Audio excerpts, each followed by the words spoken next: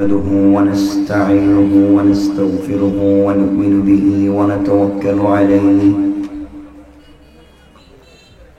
ونعوذ بالله من شرور أنفسنا ومن سيئات أعمالنا من يهده الله فلا مضل له ومن يضلله فلا هادي له ونشهد أن لا إله إلا الله حي القيوم الذي لا تأخذه سنة ولا نوم ونشهد أن سيدنا وسندنا وحبيب ربنا وطبيبنا وطبيب قلوبنا ومولانا محمدا عبد الله ورسوله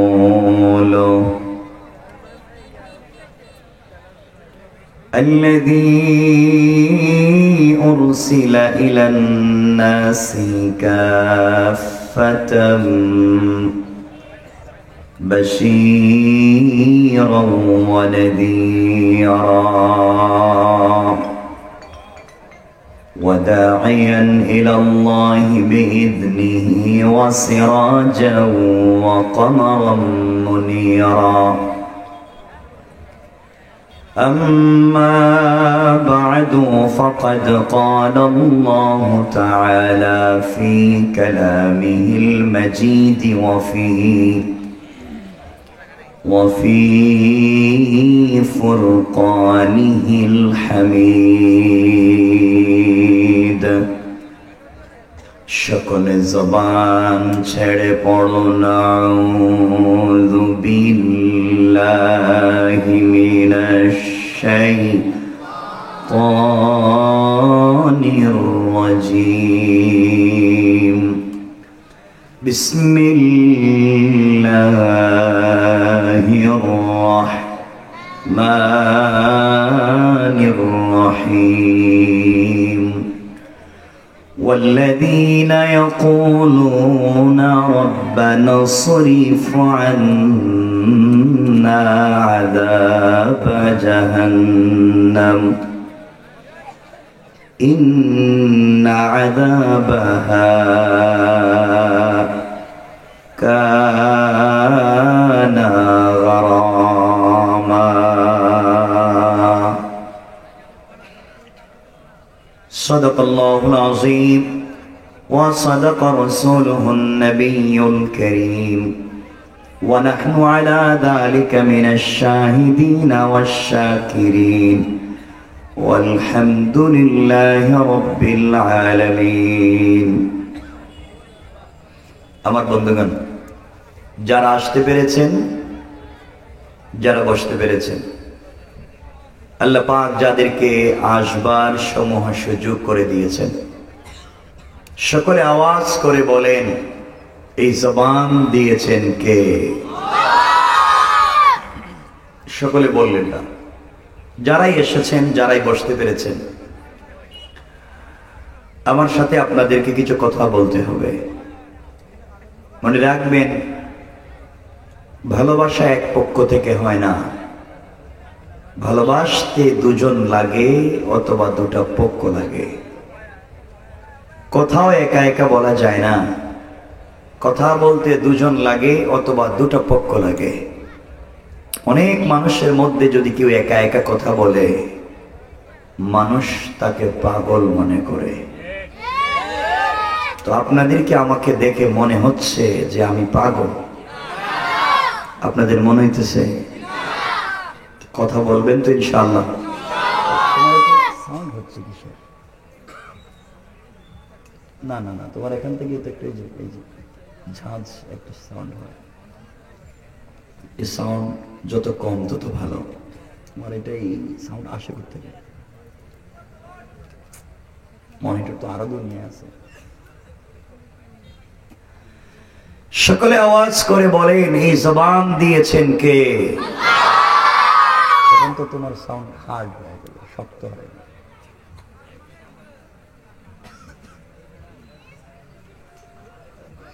সকলে আওয়াজ করে বলেন, এই জবান দিয়েছেন কে? আমরা নাম নিব কার? সকলে আমার সঙ্গে নামাজের দরুদ পড়েন। আল্লাহুম্মা সাল্লি আলা মুহাম্মাদ ওয়া আলা আলি মুহাম্মাদ কামা সাল্লাইতা আলা ইব্রাহিম ওয়া আলা আলি ইব্রাহিম ইন্নাকা হামিদুম মাজিদ। আল্লাহুম্মা বারিক আলা মুহাম্মাদ ওয়া আলা আলি মুহাম্মাদ কামা বারাকতা আলা ইব্রাহিম ওয়া আলা আলি ইব্রাহিম ইন্নাকা হামিদুম মাজিদ। সাউন্ড কমাইও না। আলহামদুলিল্লাহ। অধ্যকার আজকের নয়াগ্রাম খালের মুখ যুব সমাজ ও প্রবাসীদের যৌথ উদ্যোগে আয়োজিত 2023-এর আজকের তৃতীয় বাৎসরিক তাফসীরুল কোরআন মাহফিলের সম্মানিত সভাপতি, সম্মানিত বিশেষ অতিথিবৃন্দ, উপস্থিত হযরত বুজুর্গ উলামায়ে কেরাম, মুরব্বিয়ান আযম, পর্দার অন্তরালে অবস্থানরত আমার সম্মানিতা শ্রদ্ধেয় মা ও বোনেরা, বিশেষ করে আগামী দিনের জাতির দিকপাল, ভবিষ্যৎ জীবনে জাতির কান্ডারি, কলিজার টুকরা ছাত্র, তরুণ যুবক বন্ধুগণ, আলোচনার শুরুতেই আমার পক্ষ থেকে সকলকে আন্তরিক মুবারকবাদ, শুভেচ্ছা জানিয়ে আল্লাহ পাক রব্বুল ইজ্জতুল জালালের শাহী দরবারে শুকরগুজার হচ্ছি যে আল্লাহ আজকের মুবারক তাফসীরে একত্রিত করেছেন। সবটুকুন ভালোবাসা, আবেগ, শ্রদ্ধাকে উজাড় করে শুকরগুজার হচ্ছি। সকলে আওয়াজ করে পড়ছি আলহামদুলিল্লাহ।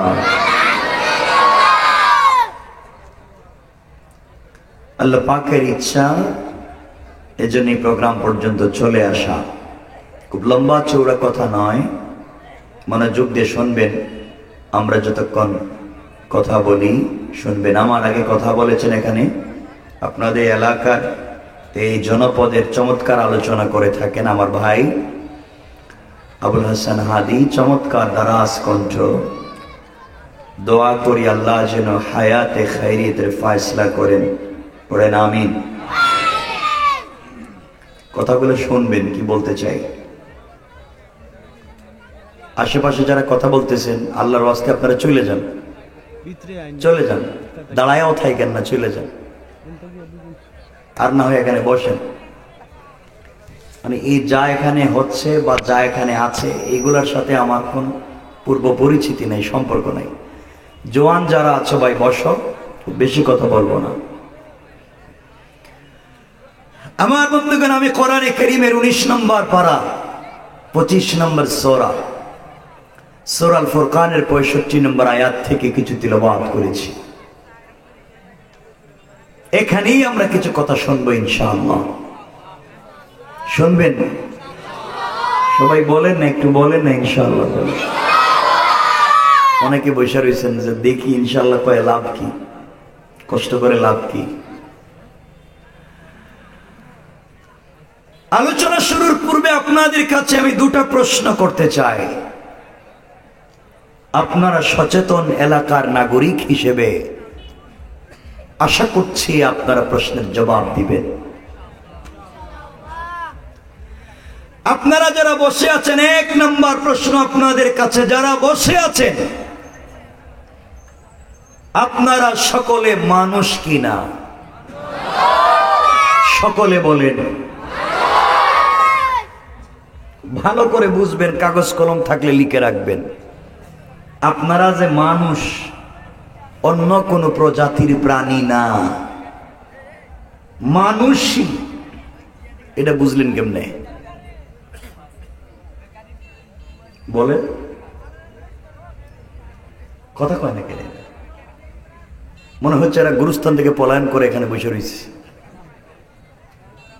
কথা বলেন আপনারা, মানুষ যেটা বুঝলেন কেমনে? মায়েরা দিয়ে কিছু কয় না দেখি, কিন্তু জিনিসটা কি? আপনারা মানুষ না অন্য কোনো প্রজাতি? ওটা বুঝলেন কেমনে? এটাই তো জিগেলাম।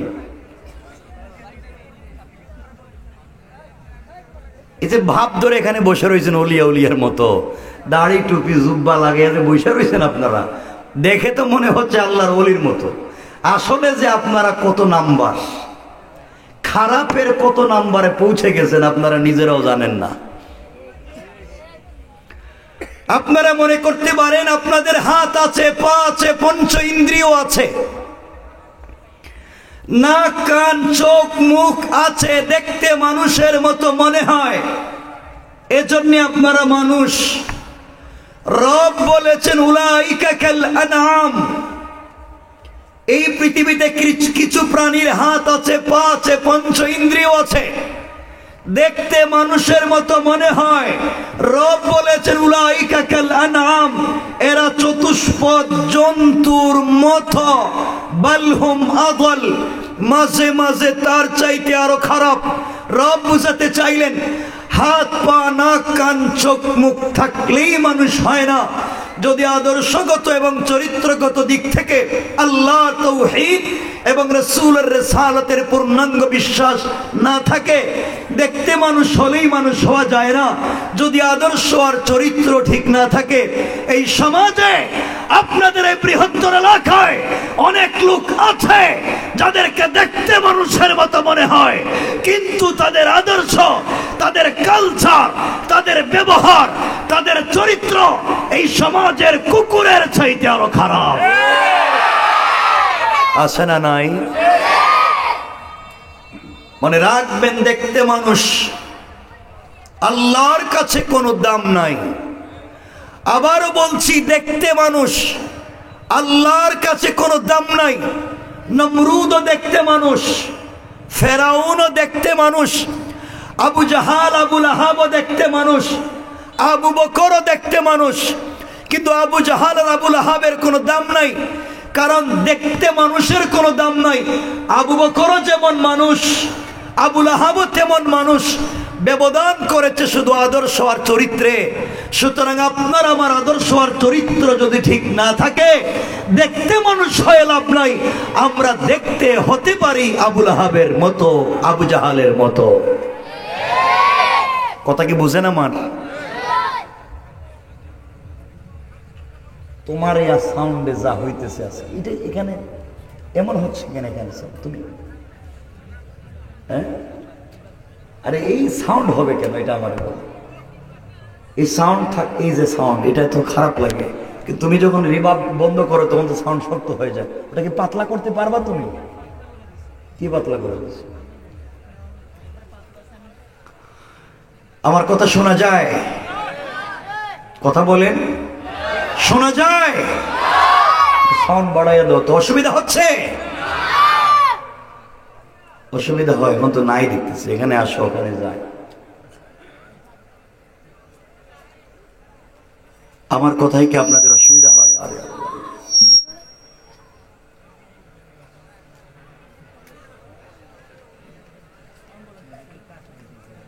কারণ ওটা যদি ঠিক না থাকে আমি তো কথা বলতে পারবো না, তো আগের জায়গায়।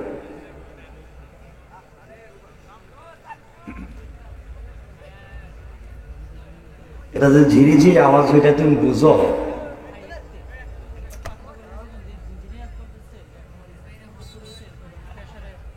কার পেশায়? তুমি কি বুঝাচ্ছ যে আমি নতুন কথা বলতেছি? তোমার বয়সও হয় নাই যত বয়স থেকে কথা বলি আমি। তুমি কেন এটা হলো আমি নিতে বুঝতেছি না।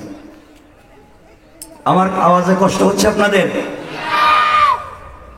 কথাগুলো মনোযোগ দিয়ে শুনেন কি বলতে চাই। সুতরাং দেখতে মানুষ, আল্লাহর কাছে কোনো দাম বলেন না, দাম। সবাই বলেন দাম। আপনাদেরকে অসুবিধা হচ্ছে? তাহলে আপনারা আওয়াজ দেন না কেন? এই যে রোহিঙ্গার মতো বসে রয়েছেন, হ্যাঁ? অসুবিধা হচ্ছে? একটু হাত তুলে দেখান কার কার অসুবিধা হচ্ছে। এরা তো কথা বুঝে না দেখি, যে আমি যে কথা শেষ করার আগে রেডি, আমি তো শুনবেন এটা কি বলতেছি। এরা আমার আইনে বিপদে ফেলাইছে আজকে। আপনাদের কাছে আমার 2 নম্বর প্রশ্ন,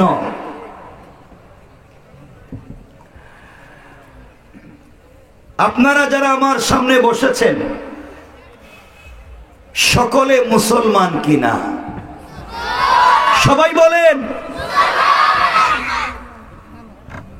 আপনারা যে মুসলমান এটা বুঝলেন কেমনে? কিছু কয় না দেখি। আপনারা যে মুসলমান এটা বুঝলেন কেমনে? এই তো এতক্ষণ কইছিলেন আপনি। মুরব্বী বলছে আমরা কালিমা পড়ছি এই জন্য মুসলিম। আর কারো কিছু জানা আছে? বলেন কি? কথাগুলা বুঝেন কি বলতে চাই, শুধু ভাব ধরে বসে লাভ নাই। এই যে মুরব্বী বলেছেন আমরা এখান থেকে কথা শুরু করছি, আপনারা ভাবতে পারেন আমরা কালিমা পড়েছি, আমরা কালিমা জানি, কালিমা বুঝি, কালিমা পড়ি, এই জন্য আমরা মুসলিম। মনে রাখবেন শুধুমাত্র কালিমা জানলে, বুঝলে, পড়লেই মুসলমান হওয়া যায় না। এই সমাজে যারা ইউনিভার্সিটিতে পড়েছেন অথবা ইউনিভার্সিটিতে পড়ছেন, আপনারা জেনে থাকবেন ইসলামিক ফ্যাকাল্টিতে, ইসলামিক স্টাডিজে, ইসলামিক হিস্টোরিতে অনেক স্টুডেন্ট পাওয়া যায়, অনেক ছাত্র ছাত্রী পাওয়া যায় মুসলমানদের পাশাপাশি হিন্দু, খ্রিস্টান। না নাই? বলেন নাই? তারা ইসলামিক ফ্যাকাল্টিতে পড়ে, তারা কোরআন থিসিস করে, কোরআন অ্যানালাইজ করে, কোরআন গবেষণা করে, ট্রিপল MA করে, MPhil করে, PhD ডিগ্রি নিয়ে ডক্টর হয়। আমি জানতে চাই যারা কোরআন সুন্নাহ গবেষণা করে ডক্টরেট ডিগ্রি নিয়েছে তারা কম জানে না বেশি জানে? সবাই বলেন। কম জানে না বেশি জানে? কম পড়েছে না বেশি পড়েছে? কম বুঝেছে না বেশি বুঝেছে? তাহলে যেই হিন্দু, বৌদ্ধ, ইহুদি, খ্রিস্টান কোরআন সুন্নাহ গবেষণা করে ডক্টরেট ডিগ্রি নিল, তারা মুসলিম? কথা বলে না। তারা মুসলিম? তারা কোরআন জানতো না, তারা বুঝতো না, তারা পড়ে নাই, তারা কোরআন জানছে, বুঝছে, পড়ছে, গবেষণা করে ডক্টরেট ডিগ্রি নিছে, এরপরেও তারা মুসলমান নয়। কারণ তাদের জানবার, বুঝবার, পড়বার সাথে নাই আল্লাহর তাওহীদ আর নাই রাসূলের রিসালাত। বুঝা গেল আল্লাহর তাওহীদ এবং রাসূলের রিসালাত বিবর্জিত কোরআন সুন্নাহর গবেষণাও কাউকে মুসলমান বানাতে পারে না। পরিষ্কার কথা বলেন, পরিষ্কার। আপনারা বলতে পারেন আপনার নামাজ পড়েন এই জন্য মুসলিম। মনে রাখবেন শুধু নামাজ পড়ে নামাজ নিয়েই জান্নাতে যাওয়া যাবে না। ভালো করে মনে রাখবেন আমার রাসূলের পিছনে অনেকেই সালাত পড়েছে, মাঝে মাঝে ইকামত দিয়েছে, রাসূলের দস্তরখানে খাবার খেয়েছে, রাসূলের মতো দাড়িও রেখেছে, রাসূলের মতো জুব্বা পরেছে। এরপরেও তার ইন্তেকালের পরে রাসূল পাক নিজে তার জানাজায় শরীক হয়ে ইমামতি করতে চেয়েছেন। তার ইন্তেকালের পরে রাসূল নিজের জুব্বা খুলে তার কাফনের ব্যবস্থা করেছেন। আল্লাহ রাব্বুল ইজ্জত ওয়াল জালাল বলেছেন পয়গম্বর আরবি আপনার মুসল্লি, আপনার দস্তরখানের সাথী, আপনার জুব্বা নিয়ে কবরে, ইয়া রাসূলুল্লাহ একটা জুব্বা নয় 100 জুব্বা দিয়ে কাফন দিতে পারেন, একবার নয় 1,00,000 বার আপনি তার জানাজার ইমামতি করতে পারেন, কিন্তু আমি রব তাকে জান্নাত দিব না। নাউজুবিল্লাহ বলেন। রাসূলের মুসল্লি, ভালো করে বুঝবেন, রাসূলের মুসল্লি, রাসূলের দস্তরখানের সাথী, রাসূলের পবিত্র জামানিয়া কবরে রাসূল নিজে তার জানাজায় শরীক, আল্লাহ বলছেন সে জান্নাতি না জাহান্নামী? কথা বলছেন না কেন? তার অপরাধ, তার বাহিরে যেই চরিত্র দেখা যায় তার বিশ্বাস ভিতরে ছিল না। ভিতরে যে বিশ্বাস লালন করত বাহিরে তা প্রকাশ করত না। অর্থাৎ ভিতরের বিশ্বাস বাহিরে ছিল না, বাহিরের বিশ্বাস ভিতরে ছিল না। তার নাম ছিল আব্দুল্লাহ ইবনে উবাই ইবনে সেলুল। সে রাসূলের মুসল্লি হওয়ার পরেও, দাড়িওয়ালা জুব্বাওয়ালা হওয়ার পরেও, পাগড়িওয়ালা হওয়ার পরেও, রাসূলের মুসল্লি হওয়ার পরেও জান্নাতে যেতে পারে নাই। এই সমাজে বহুত লোক আছে, দাড়িও আছে, জুব্বাও আছে, পাগড়িও আছে, পাঞ্জাবিও আছে, ভিতরের বিশ্বাস বাহিরে নাই, বাহিরের বিশ্বাস ভিতরে নাই। এই সমাজে অনেক দাড়িওয়ালা আছে, এই সমাজে হারাম কাজ করে বদমাইশ হয়ে বসে রয়েছে, ঠিক কিনা বলেন? সুতরাং মনে রাখবেন, শুধু বাহিরের বিশ্বাস নিয়েই জান্নাতে যাওয়া যাবে না, যাবে না। কথাগুলো বুঝেন বাবা। আমি কোরআনিক সায়েন্সের একজন স্টুডেন্ট হিসেবে আমি আজগবি কেচ্ছা কাহিনী কম জানি না, খুব কেচ্ছা কাহিনী জানি। আমি যে কথাগুলো বলতেছি মনোযোগ দিয়ে শুনবেন কি বলতে চাই। আপনাদের দিলের ভিতরে কথা বোঝাতে চাই যে আপনি আমি যেভাবে আছি, এই যে আপনারা বলতে পারেন হুজুর আমরা দাড়ি রেখেছি, আপনিও রেখেছেন, এই দাড়ি রেখেই শুধু জান্নাতে যাওয়া যাবে না। ভালো করে বুঝেন, আপনিও দাড়ি রেখেছেন, আমিও রেখেছি, শুধু দাড়ি রেখেছি এই জন্যে জান্নাতে যাওয়া যাবে না। আজকালকে তোমার আমার চাইতে বহুত লম্বা দাড়ি এই সমাজের বহুত হিন্দুরাও রাখে, ঠিক কিনা জুড়ে বলেন? তো আপনিও ভাব ধরেছেন, হেও ভাব ধরছে। কথাগুলো বুঝবেন। মাথায় সুন্দর একটা টুপি দিয়া অথবা ডিজাইন করে একটা স্মার্ট পাগড়ি মাথায় দিলেই বড় আল্লাহর ওলি হওয়া যায় না। আপনারা ভাবতে পারেন যার মাথায় সুন্দর টুপি, অত ডিজাইন করা পাগড়ি আছে, এই বোধহয় বড় শায়েখ। আপনাদের জানবার বিষয়, এই পৃথিবীতে সব থেকে সুন্দর টুপি এবং সব থেকে ডিজাইন করা পাগড়ি যারা মাথায় দেয় তারা অধিকাংশই শিখ, ঠিক কিনা বলেন না? শিখের মাথায় পাগড়ি দেখছেন নি? কথা বলেন, দেখছেন পাগড়ি? ভাব তো হেও ধরছে। আপনারা বলবেন লম্বা একটা জুব্বা পরে, মাথায় সুন্দর একটা টুপি দিয়া, উপরে সুন্দর একটা রুমাল দিলেই তো বড় শায়েখের মতো মনে হয়, ও বোধহয় বড় পীর সাহেব, সব থেকে বড় শায়েখ। আপনার চিন্তা এই জায়গায় ভুল। এই পৃথিবীতে সব থেকে লম্বা জুব্বা পরে আর মাথার তালুতে চমৎকার টুপি দিয়া এর উপরে যারা রুমাল দিয়া বসে থাকে তারা অধিকাংশই ইহুদি, ঠিক কিনা বলেন? কারণ ইহুদিরা আপনার আমার চাইতে লম্বা জুব্বা পরে, ভাব হেও ধরছে। আপনারা বলবেন হুজুর আমাদের তো তসবি আছে, আমাদের পিসা হুজুর তসবি দিছে, আমরা তাসবি পড়ি, আমরা তো এই জায়গায় আগায় আছি। এই জায়গায় আপনার চিন্তা ভুল। আপনি তো তাসবি পাবলিকের দেখাইয়া পড়েন, অথবা হাতের এখানে তাসবি নিয়ে এভাবে দেখাইয়া দেখাইয়া পড়েন, পাবলিকলে দেখান যে আপনি তাসবি পড়েন। আপনার এই জায়গায়ও চিন্তা ভুল। কারণ এই পৃথিবীতে অনেক ব্রাহ্মণ ভাই বোন আছে, ব্রাহ্মণ হিন্দুদের, তারাও তাসবি পড়ে, তোমার আমার মতো দেখাইয়া পড়ে না। তারা হাতে আগে একটা কাপড়ের ব্যাগ নেয়, এতটুকুন ব্যাগ নেয়, ব্যাগের ভিতরে হাত ঢুকায়, সকালবেলা দেখবেন ওখানে তাসবি পড়ে। কথা বলেন না কেন? আপনি পাবলিকে দেখাইয়া পড়েন, সে তো গোপনে পড়ে, ভাব তো হে বেশি ধরছে। কথা বলেন না কেন? মনে রাখবেন এই ভাব ভঙ্গি ধরে এই দুনিয়ার জাতিকে ধোঁকা দিয়ে লাভ নাই। যদি আদর্শ আর চরিত্র ঠিক না থাকে, আজকে অনেক লোক আছে সুব্বা পাগড়ি পাঞ্জাবির ভিতরে নিজের নোংরামি আর বদমাইশিকে ঢেকে রেখে চলে যায়, ঠিক কিনা বলে? তাকবীর! ইসলাম দিন ইসলাম,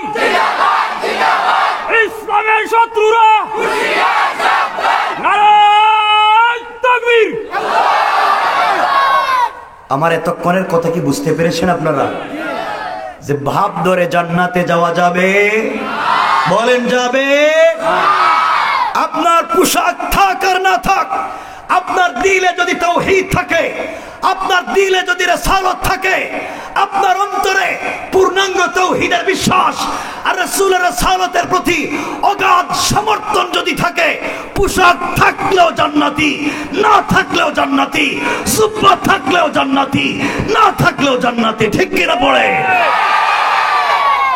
আমার রাসূলের অনেক সাহাবী ছিলেন, স্বামী স্ত্রীর পোশাক ছিল একটা, স্ত্রী পরলে স্বামীর নাই, স্বামী পরলে স্ত্রীর নাই, থাকবার ঘর নাই, গর্তে থাকতেন, কিন্তু রব তাদেরকে জান্নাতের সার্টিফিকেট দিয়েছেন, কারণ পোশাক না থাকলেও দিল তাদের ছিল তাওহীদ আর রিসালাতে ভরা।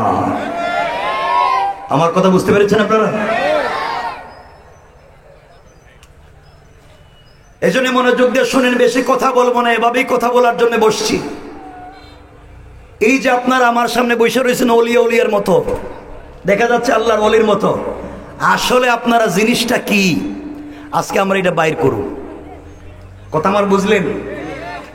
আপনারা আছেন অমুক দেশ কি করলো, তমুক দেশ কি করলো, আরে বাপ তুমি কি করছো? তুমি তো আস্থা শয়তান নিয়ে বসে রয়েছো, তোমাকে দিয়ে তুই জাতির মানে রাখবেন। আপনি ভাবতেছেন আপনার কাছে বোধহয় আল্লাহ বিপ্লব দিবেন, এই দুনিয়াকে পরিবর্তন করার জন্য আপনাকে বোধহয় বিপ্লবের রাহবার বানাবেন। আরে বুকা, এখনো তোমার ইমাম তোমাকে 500 হাত তোমার ঘর থেকে দূরে মসজিদ, তোমার ইমাম তোমাকে মসজিদে নিতে পারে না, তোমার ইমাম গভীর রাতে তাহাজ্জুদে তোমাকে দাঁড় করাতে পারে না, তোমার ইমাম তোমাকে সত্য বলাতে পারে না। এই ইমান নিয়ে বিপ্লব করা যাবে না। তুমি ইমান নিয়ে মসজিদে সালাতে দাঁড়াতে পারো না, তুমি ইমান নিয়ে আজও রাত্রে তাহাজ্জুদ পড়তে পারো না। কে তোমাকে বলেছে এই ইমান নিয়ে তুমি পুলসিরাত পার হবে? বলছে কে তোমারে? এটা চিন্তা করলেন কেমন যে আপনার ইমান আপনার মসজিদে নিতে পারছে না? এত অবস্থা খারাপ, হে নাকি আপনার পুলসিরাতের ব্রিজ পার করাইব? আমার কথা খারাপ লাগতেছে আপনাদের? কষ্ট হচ্ছে? মনোযোগ দিয়ে শুনেন কি বলতে চাই। এই যে আপনারা বসে রয়েছেন, আপনাদেরকে বলতেছি রাগ করেন না, আমি যে আজকে আসছি, আপনারা নিয়ত করেন, আমিও নিয়ত করলাম, কিয়ামত অবধি যদি আমি বেঁচে থাকি আর আপনারা যদি বেঁচে থাকেন, কিয়ামত পর্যন্ত আপনারা আমার দাওয়াত দিবেন না, এবং কিয়ামত পর্যন্ত আমিও এখানে আর আসবো না। কিন্তু আমি যা বলতেছি তা শোনা লাগবে। পরিষ্কার? আপনারা এটা নিয়ত করে বসেন যে এ যখন আর আসতো না আজকে শুনে ফেলাই, আর আমি নিয়ত করে দিলাম যে আসতাম না যেহেতু কয়ে ফেলাই। এই সমাজ নষ্ট করেছেন আপনারা। এখানে অনেক মুরব্বী বসা, যাদের মুখের দাড়ি সাদা, পকেটে 1 হাত লম্বা তাসবিহ আছে, 5 ওয়াক্ত মসজিদে নামাজ পড়েন, হজ করেছেন, উমরাও করেছেন, এমন মুরব্বী সমাজে আছে 5 ওয়াক্ত নামাজ পড়বার পরেও, দাড়ি রাখবার পরেও, হজ করবার পরেও এলাকার সব থেকে বড় সুদের কারবারি। ঠিক কিনা জোরে বলেন? নাই? তা আপনি ভাব ধরছেন কে রে? এই ভাব ধরে ঠকাইতেছেন কারে? কাকে ঠকাচ্ছেন? বসে রয়েছেন এখানে যারা সুদের কারবার করে। কোরআন বলছে তারা আল্লাহ এবং তার রাসূলের বিরুদ্ধে যুদ্ধের মতো অপরাধ করে। যারা সুদের কারবার করে, হাদিস বলছে তারা তাদের মায়ের সাথে জিনার মতো অপরাধ করে।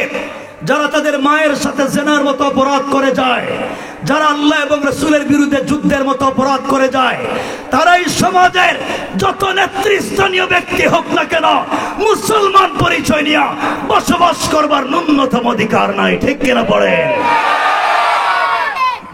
এখন আপনারা বলেন এই সমাজে কি এমন লোক নাই? 5 ওয়াক্ত নামাজ পড়ার পরেও সুদের কারবার করে এমন লোক নাই? এখানে কেউ আসনি এমন আল্লাহর ওলি যে 5 ওয়াক্ত নামাজ পড়ার পরেও আপনি সুদের কারবার করেন? থাকলে আপনার বরকতি হাত একটু দেখান যে আমি কামলা। নাই, সব বালা মানুষ হয়ে গেছে। এই ভদ্র সেজে লাভ হবে না। শুনেন, সমাজ আপনারা নষ্ট করে দিয়েছেন। শোনো মুসলমানেরা, এই সমাজে অনেক লোক আছে আযান হওয়ার পরে মসজিদে নামাজে যায় না। রব বলেছেন হাইয়া আলাল ফালাহ, কল্যাণ আমার কাছে, কামিয়াবি আমার কাছে, ইজ্জত সম্মান আর সফলতা আমার কাছে।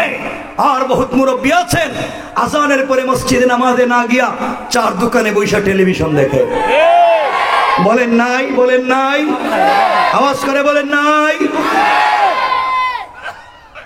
চার দোকানে বসে বদনাম, গীবত, শিকায়ত, সমালোচনা, চুগলখড়ি, চার দোকানে বসে নামাজের সময় বদনাম করতেছে। কার বউ কার সাথে ভাগ্যা গেল, কার ছেলে কার মেরে নিয়ে গেছে গা, এই নিয়ে মুরব্বীর চার দোকানে টেনশনের শেষ নাই। অথচ মসজিদে নামাজ চলতেছে, হ্যাঁ মসজিদে নামাজে যায় না, চার দোকানে বসে সব খায়া পালাইতেছে। মানে রাখবেন, ওই সমস্ত যারা করে সমাজকে বিকারগ্রস্ত করে দিচ্ছে, সমাজকে ধ্বংস করে দিচ্ছে, তারা এই জাতির কোনো কল্যাণ করতে পারে। আফসোস হয় আপনারা তো সমাজে শয়তান চিনলেন না, আপনারা তো শয়তান চিনলেন না। আপনারা শয়তান মারার জন্য মক্কায় যান, 8 লাখ খরচ করে 10 লাখ খরচ করে হজে গিয়া জামারাতে শয়তানরে কঙ্কর মারে, শয়তানরে পাত্তর মারে। আপনারা দেখছেন নি? কথা কয় না, কথা বলা লাগবে, বলেন দেখছেন? 8 লাখ খরচ করে মক্কায় গিয়ে শয়তানরে ফাতর মারে, কঙ্কর মারে জামারাতে। আরে বাবা, আপনি 8 লাখ খরচ করে যেই শয়তানরে ফাতর মারতে গেছেন, এই শয়তান তার জিন্দগিতে বড় লেখা এলাকায় এসা সার দোকানে বৈশা কারো বদনাম করে নাই। কথা বলেন না কেন? যে শয়তানরে 8 লাখ খরচ করে পাথর মারতে গেছেন, এই শয়তান তার জিন্দগিতে বড় লেখা এলাকায় সুদের কারবার করে নাই। কথা বলেন না কেন? করছে। জুড়ি মৌলভীবাজার এলাকায় করছে, বলেন করছে। এরপরে হেরে 8 লাখ খরচ করে পাথর মারতে গেছেন, মক্কায় শয়তানরে পাথর, আর শয়তান বৈশা রয়েছে এলাকায়। হ্যাঁ, আপনাদের খারাপ লাগতেছে বলে?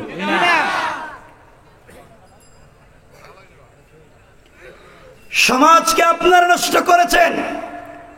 অনেক মুরব্বী এখানে আছেন, 2 হাত জোড় করে বলছি কাউরে চিনি না। আওয়াবিন পড়ে, ইশরাক পড়ে, তাহাজ্জুদের নামাজ পড়ে, ফজরের নামাজ জামাতে পড়ে, এরপরে রুটিন মতো কোরআন শরীফ তিলাওয়াত করে, এরপরে আল্লাহর নামের জিকির করে করে কোদাল একটা কান্দে নে, আল্লাহর নামের জিকির করে করে জমিতে যায়, আর আল্লাহর নামের জিকির করে আরেকজনের আইল কাইটটা ঢুকাইয়া দেয়। এগুলো এলাকায় নাই? বলেন নাই?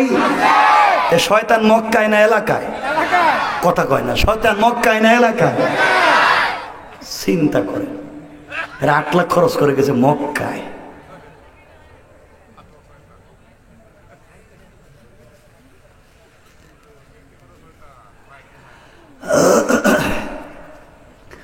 সমাজ আপনারা নষ্ট করেছেন, আর ভাব ধরে বসে রয়েছেন এখানে আল্লাহর ওলির মতো। এই সমাজে অনেক মুরব্বী আছে, রাগ কইরেন না বাবা, যারা বিএলএস পলিটিক্স করেন, এলাকার রাজনীতি করেন, এলাকার মডল, এলাকার মাতবর, এলাকার বিচারী, পঞ্চায়েতের বড় মুরব্বী, এলাকার সর্দার, এমন মুরব্বী এলাকায় আছে যারা পঞ্চায়েতের বিচার করতে গিয়া 1 কাপ রং চা খাইয়া এদিকের বিচারকে এদিকে দিয়ে দেয়। এদিকে নাই? বলেন নাই? শয়তান মক্কায় না এলাকায়? গেছে ফাত্তর মারতে মক্কায়। গত হজে দেখলাম এক হাজি সাহেব হজে গিয়া জামারাতে শয়তানরে কঙ্কর মারতেছে, মারতে মারতে বুধ রাগ উঠে গেছে গা, জুতা খুললে মারতেছে। 8 লাখ খরচ করে আইছি, শয়তান তোর জুতা খুললে মারতেছে।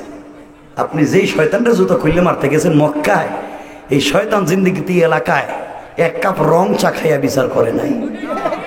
বলেন? এমন মুরব্বী সমাজে আছে যাদের হাতে 500 টাকা ধরাইয়া দিলে ডাইনের বিচারে বাম বানাইয়া দেয়। পঞ্চায়েতের একটা বিচার একটা ডেটে শেষ করা যায়, ডেট দে 5টা, প্রত্যেক ডেটে 1000। কথা বলেন না কেন? যারা পঞ্চায়েতের টাকা খাইয়া বিচার করে বৈধরে অবৈধ বানায়, আপনারা যদি শয়তান দেখতে চান তাইলে এর চেহারার দিকে তাকান। কথা কি আমার বুঝতেছেন? আপনারা একটু আস্তে কথা বলবেন।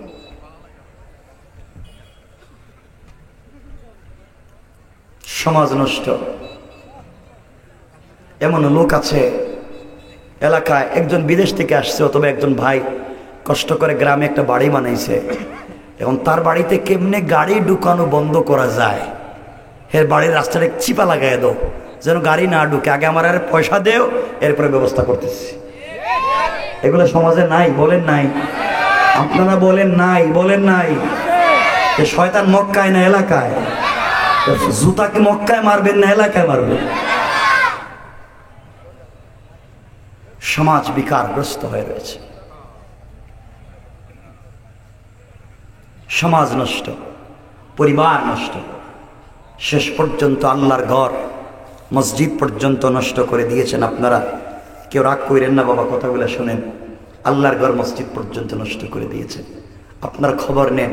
আমি জানি না আপনাদের এলাকার খবর, আমার মনে পড়ছে না আমি ওদিকে কখনো, এই সাইডটায় কখনো এসেছি, আমার জানা নেই। আমি আপনাদের কাছে বলছি সব নষ্ট। কেমনে বসে রয়েছেন এখানে? জান্নাতে নাকি আপনারা যাইবেন এই ভাব ধইরা। আর আপনি কত লম্বা দাড়ি রাখছেন। হাদিস স্কুলে দেখেন আবুল হাবের দাড়ি তো এতটুকুন ছিল।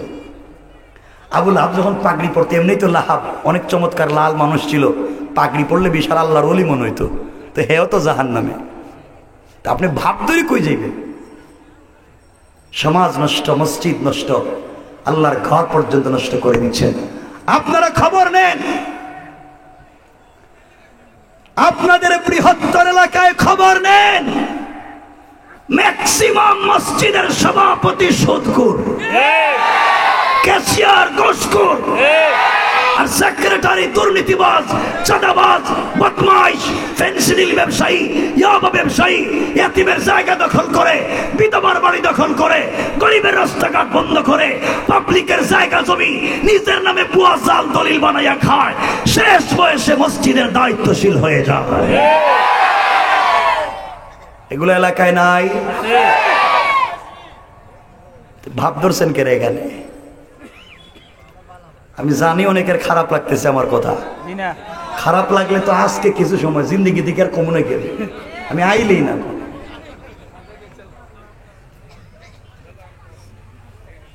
সমাজ নষ্ট করে এখানে বসে রয়েছেন বাবা।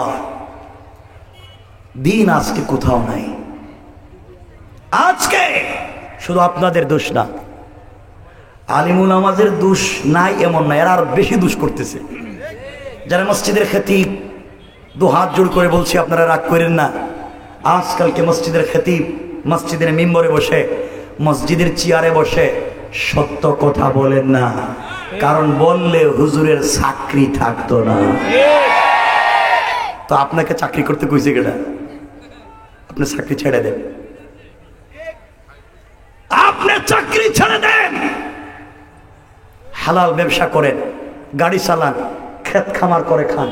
আপনি চেয়ারে বসবেন না, কারণ এই চেয়ারে বসে আপনি হক আদায় করতে পারছেন না।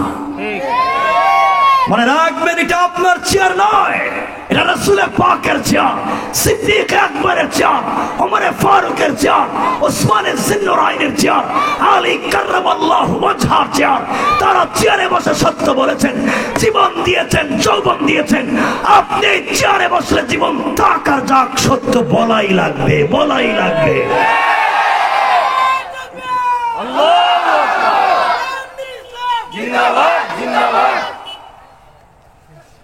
কথাগুলা বোঝেন, কষ্ট হয় আপনাদের?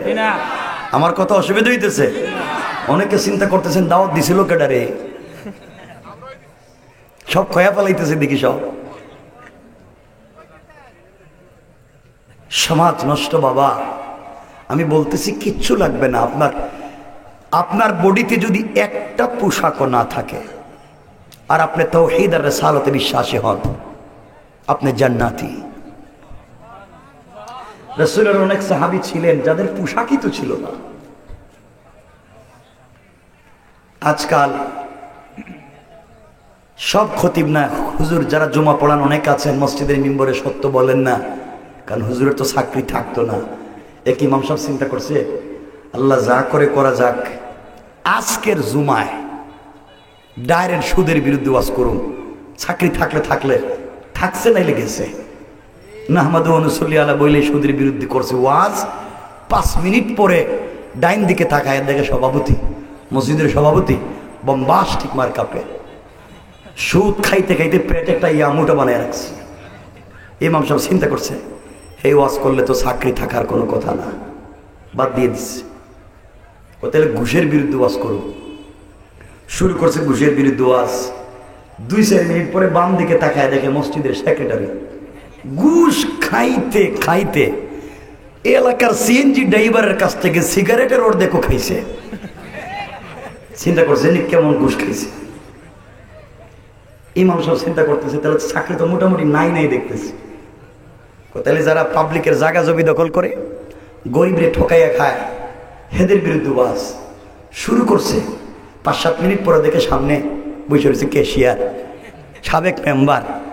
খাইতে খাইতে গুরুস্থানের পয়সা মাই রেখেছে, মসজিদের বাথরুমের পয়সা মাই রেখেছে, শেষ পর্যন্ত নিজের বউরে বিধবা বানাইয়া এই বাতা উঠেও খাইয়া ফেলেছে। ঠিক কিনা বলেন? সমাজ শেষ। কোথায় কার কাছে আমানত এই দিন? ইমাম সাহেব দেখছে চাকরি তো একবারই নাই দেখতেছি, ডাইনে বামে সামনে তো মহা বিপদ সংকেত। খুব চালাক ইমাম সাহেব গেছে গে এলাকার গুরুস্থানে, মরা মানুষের ওয়াজ শুরু করছে। মাটির তলে যারা রইছে এরা কোন অবস্থায় আছে, কার মা বাপ কেমন আছে, এই ওয়াজ শুরু করে দিছে। সভাপতি কয় মাশাআল্লাহ মাশাআল্লাহ, এই ওয়াজেরই তো দরকার ছিল। সেক্রেটারি বলতেছে আলহামদুলিল্লাহ, এটা ওয়াজ তো জিন্দেগিতেই শুনলাম না। ক্যাশিয়ার কইতেছে জাযাকাল্লাহ জাযাকাল্লাহ, আগামী মাসে 1000 টাকা বেতন বাড়াইয়া দিলাম, এই ওয়াজ সারা জিন্দেগি করেন, চাকরি যাইতো না। এই তো হুজুর চালাইতে আছে, চাকরিও চলতে আছে। আমি জানতে চাই এভাবে কয়দিন চালাইবেন? রবের কাছে তো জবাবদিহি করা লাগবে। আপনার কাছে এই দিন একটা আমানত। তো যা কথা তো অনেক বলে ফেললাম, কষ্ট হইতেছে বোধহয় আপনাদের। এতক্ষণে যা বলছি সবগুলা হচ্ছে সমাজের নোংরামি, সমাজের অবক্ষয়। আপনাদের কাছে জানতে চাই, এগুলা এভাবে থাকবে না সমাধানের দরকার আছে? সবাই বলেন সমাধানের দরকার আছে না নাই? আছে। এতক্ষণ বলছি অবক্ষয়, এখন আপনাদের কাছে বলবো বেঁচে থাকবার পথ এবং পদ্ধতি। এই সমস্যার থেকে আমাকে আপনাকে সমাজকে কেমনে বাঁচাতে হবে, এটাই এখনকার আলোচনা। মনোযোগ দিয়ে শুনবেন। আল্লাহ তাআলা বলছেন, সমাজকে অন্যায় থেকে বাঁচিয়ে জান্নাত পর্যন্ত পৌঁছতে হলে গুণ লাগবে, কোয়ালিটি লাগবে 8টা। কয়টা? সবাই বলেন না কয়টা? কোরআনের 4টা, হাদিসের 4টা। এই 4 8 গুণ যদি অর্জন হয়ে যায়, রাসূল পাক বলছেন ফাদাখালাল জান্নাত বিসালাম, মরলেই দারুস সালাম নামক জান্নাতে পৌঁছে দিবেন আল্লাহ। সবাই পড়েন না সুবহানাল্লাহ। মুরব্বি যারা, মুরব্বী আপনারা হয়তো আওয়াজ দিয়ে কথা বলতে পারতেছেন না, কিন্তু জোয়ান যারা বসছে, ভাই জোয়ান, এই যে যুবক, তোমাদের সমস্যা কি? তোমরা একটু কথা কও না কেন? যুবক, তোমাদের সমস্যা কি? তোমরা যে খারাপের খারাপ, এটা কি আমি কম জানি? তোমরা কি আমার 80 বছরের মুরব্বী মনে করতেছো? তোমরা যে খারাপের খারাপ, এটা কি আমি জানি না? আজকালকার যুবকেরা দেখবেন চুল কাটে, বাংলা লিঙ্ক কাটে, চুল এখানে নাই ওখানে নাই ওখানে নাই, চুল কাটটা খালি করে মধ্যখানে রেখে দিছে, মনে হয় ছাগল ঘাস খাইয়া মাঝখানে জমা করে থুইছে। কথা বলেন না কেন? কি কারবার শুরু করছো তুমি? অনেকেই দেখেন না, মাথা ঘুরতেছে, এখন শুরু করে দিছে মাথা ঘুরে। এরপরে দেখবেন মহিলা কলেজের ছুটি হইলে মোটরসাইকেল নিয়ে কলেজের গেটে যায়, আগে বসে থাকে, মনে হইতেছে হে ভিক্ষুক, আর নাইলে হাফ লেডিস, তুমি এখানে যাও কেরে? আর আজকালকে যুবকদের চরিত্র এমন হয়েছে, সারা রাত মোবাইল, কম্পিউটার, ল্যাপটপ, আইপ্যাড, সারা রাত মোবাইল চালাইতে চালাইতে যখন ঘুমাতে যায়, ঘুমাতে গেলে দেখে রাত শেষ, ঘুম থেকে উঠা দেখে দিনও শেষ। আর এদের টেনশন আর চিন্তা করতে করতে মা বাপের জিন্দেগি শেষ। ঠিক কিনা জুড়ে বলেন? এই তো চলতে আছে আমাদের জিন্দেগি। এগুলার থেকে সমাজকে বাঁচাতে হবে। আসুন আমরা সামনের দিকে যাই। রব বলেছেন কোরআনে কয়টা গুণ, কয়টা? সবাই বলেন, সবাই বলেন না। আর যার ঠোঁট নড়ে না, এটা কি আজরাইল না জিব্রাইল বন্ধ করছে? বন্ধ করছে কেডা?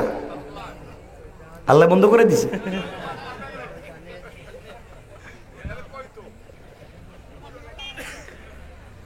আমার মুসলমান বন্ধুগণ, গভীর মনোযোগ। আল্লাহ রাব্বুল ইজ্জত ওয়াল জালাল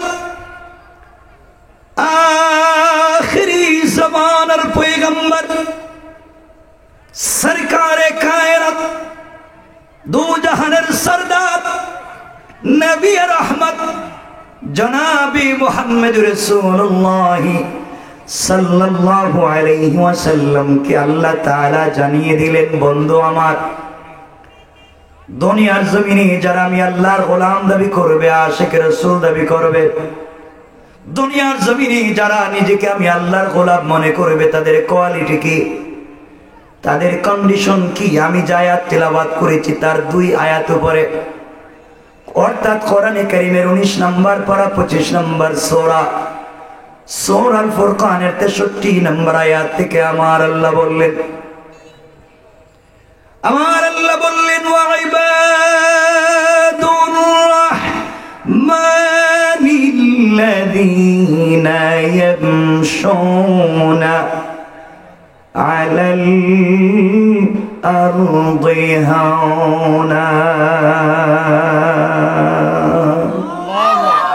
আল্লাহ রাব্বুল ইজ্জত ওয়াল জালাল বলছেন, মুসলমানেরা, এই দুনিয়ার জমিনে যারা আমি আল্লাহর গোলাম দাবি করবে, আশিক রাসূল দাবি করবে, আমি আল্লাহর গোলাম নিজেকে মনে করবে, বান্দারে, আমি আল্লাহর গোলামের 1 নম্বর গুণ হলো আমার গোলাম দুনিয়ার জমিনে কোনদিন অহংকার করতে পারে না।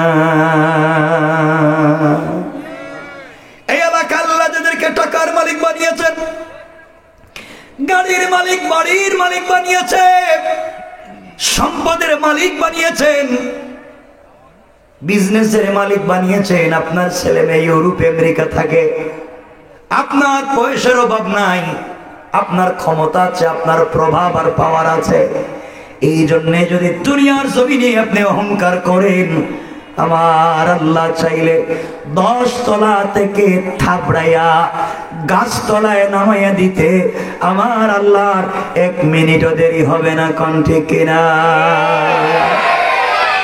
আর আপনি যদি অহংকার ছেড়ে দিতে পারেন, আমার আল্লাহ চাইলে গাছতলা থেকে, বাঁশতলা থেকে কান ধরে 10 তলার মালিক বানাইয়া দিতে আমার আল্লাহ 1 মুহূর্ত দেরি হবে না। কোন ঠিক কিনা? এজন্যে আল্লাহর গোলামের 1 নম্বর গুণ, অহংকার করা যাবে, বলেন না যাবে? আপনারা করেননি জিনা? তাহলে অহংকার করে কেডা এলাকায়? ও জিনা। দেখবেন এলাকায় আগে বেচারার পয়সা পাতি ছিল না, এখন এলাকার নতুন পয়সাওয়ালা, এলাকার নতুন টাকাওয়ালা, দেখবেন পয়সার গরমে এখন এলাকার সাধারণ পাবলিকরে ঠিক মতো চিনেই না। আছে না নাই? আচ্ছা, আপনাদের এই জুড়ি মৌলভীবাজারে খবর নেন, আজ থেকে 50 বছর আগে এলাকার অনেকের ঘরে ছিল লাখ লাখ টাকা, মানে লাখপতি। আজ তার ছেলে মেয়েরা মানুষের বাড়িতে জমিতে কাজ কাম করে খায়, নাই? আর আজ থেকে 50 বছর আগে অনেকের ঘর ছিল ঝুপড়ি ঘর, বৃষ্টি দিলে টিন লাগাবার পয়সা ছিল না, ঘর ছিল ভাঙ্গা। আজ 50 বছর পরে তার ছেলে মেয়ের ঘরে আল্লাহ লাখ লাখ টাকা, কোটি কোটি টাকার মালিক বানাইছে। আছে না নাই? বলেন আছে না নাই? এজন্য অহংকার করা যাবে? সবাই বলেন না যাবে?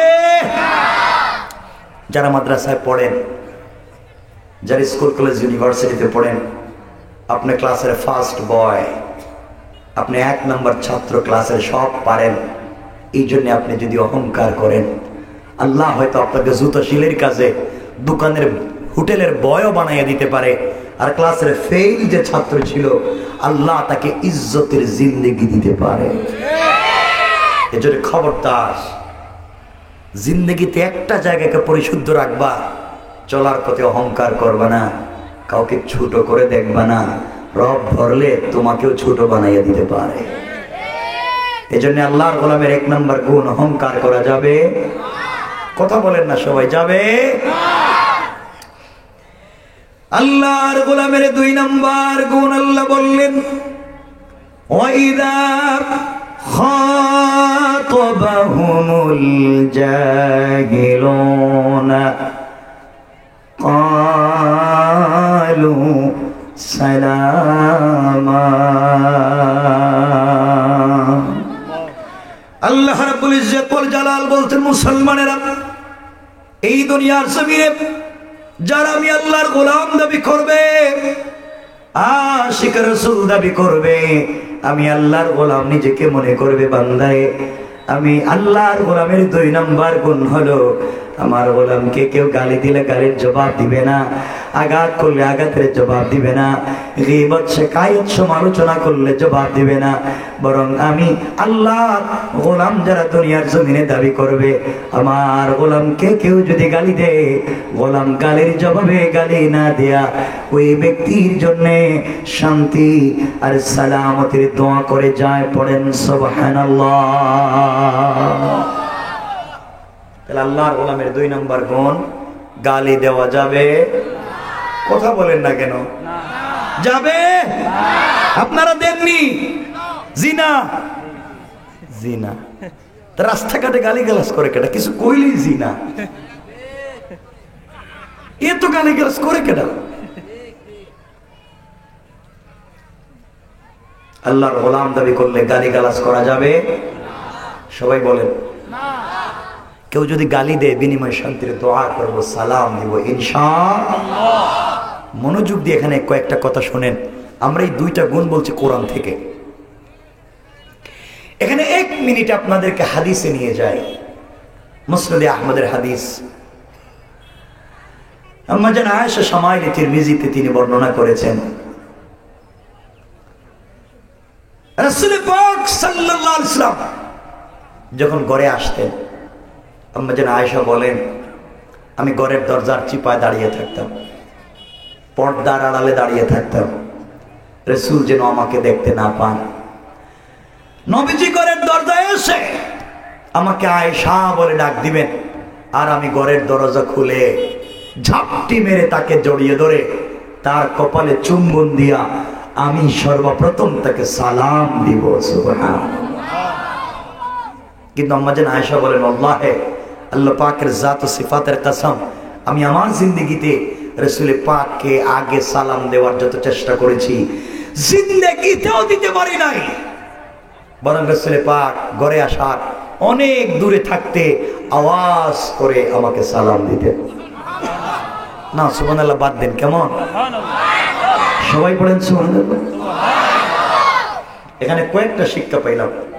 1 নম্বর, রাসূল সালাম দিয়েছেন আয়েশাকে, অর্থ হলো বড় সালাম দিয়েছেন ছোটকে। শিক্ষা হলো চলার পথে আপনার সামনে কে ছোট কে বড়, কে সুইপার কে রিক্সাওয়ালা তা জানবার দরকার নাই। সে যদি মুসলিম হয় আপনি তাকে সালাম দিবেন। ঠিক কি আমি জানি না? ঠিক তো আমি জানি। ইনশাআল্লাহ কর, সবাই বলেন ইনশাআল্লাহ, সবাই বলেন ইনশাআল্লাহ। 2, রাসূল সালাম দিয়েছেন আয়েশাকে, এর অর্থ দাঁড়ালো কেউ যদি বাহির থেকে ঘরে যায় আপনি সালাম দিবেন ঘরের লোককে।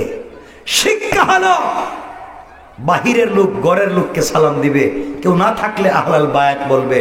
কিন্তু আফসোস হচ্ছে আজকালকার আমাদের স্কুল কলেজ মাদ্রাসায় উস্তাদ ছাত্ররে সালাম দেন না, বরং ছাত্ররা উস্তাদকে সালাম দিতে হয়, না দিলে ফিডায়।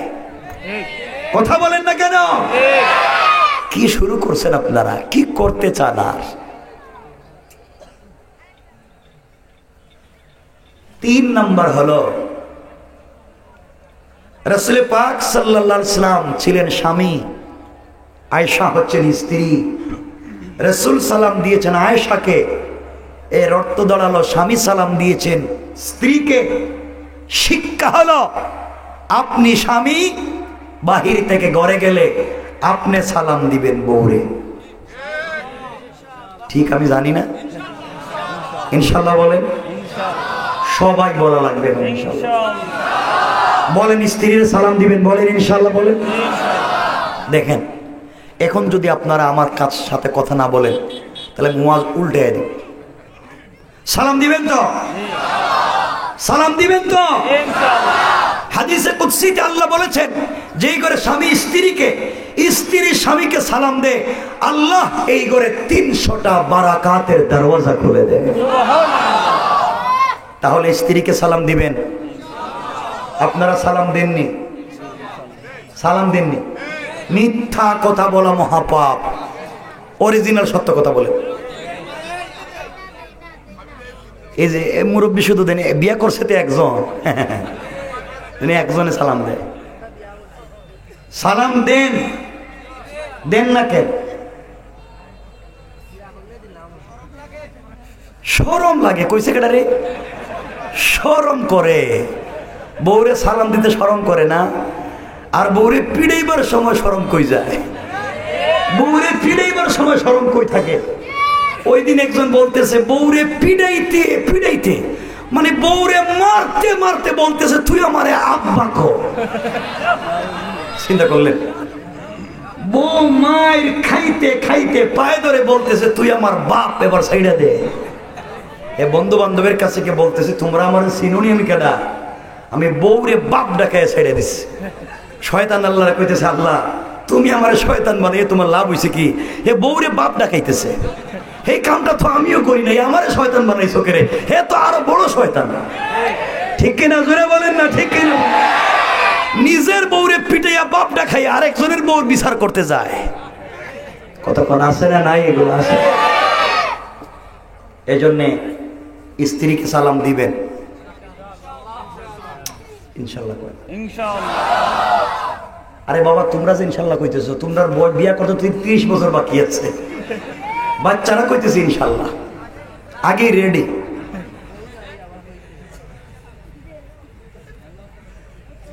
সালাম দিবেন, দিবেন তো? যদি আপনারা না দেন এই জায়গায় ওয়াজ আমি পাল্টাই দিতে পারবো। মানে এই ওয়াজ করব মহিলাদের পক্ষে।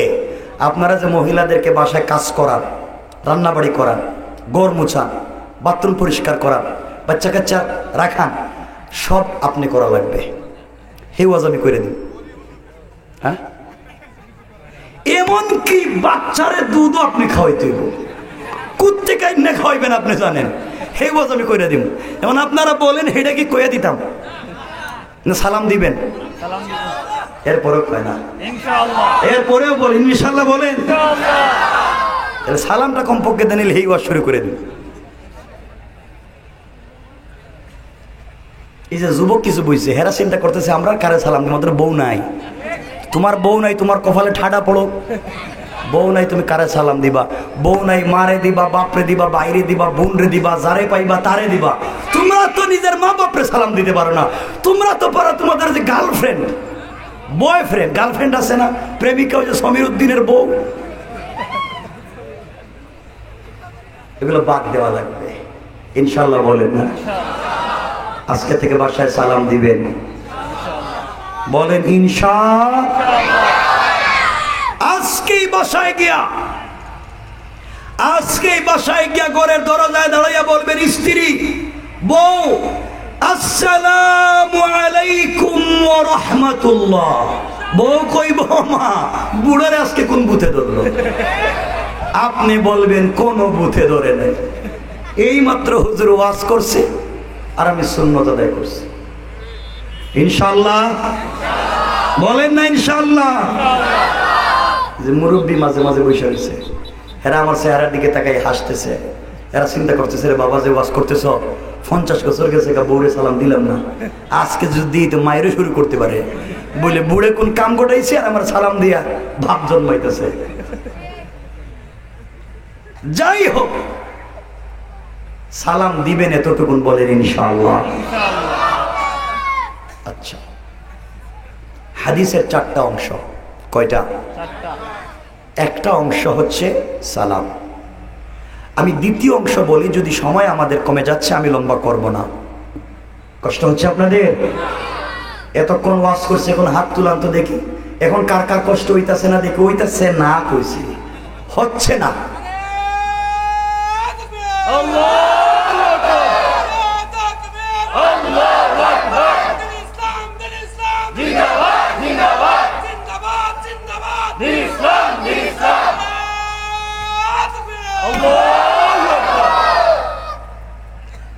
ঠিক আছে, তাহলে হাদিসের 2 নম্বর অংশ বলে দিই। 2 নম্বর অংশ হলো, আপনারা কি চান যে আমাদের পরিবার থেকে হজরতে শাহজালাল, হজরতে শাহপরান, জুনাইদ বগদাদি, আশরাফ আলী থানভী, হুসেন মাদানী, এদের মতো বুজুর্গ আল্লাহর ওলি জন্ম নিক? আপনারা চান?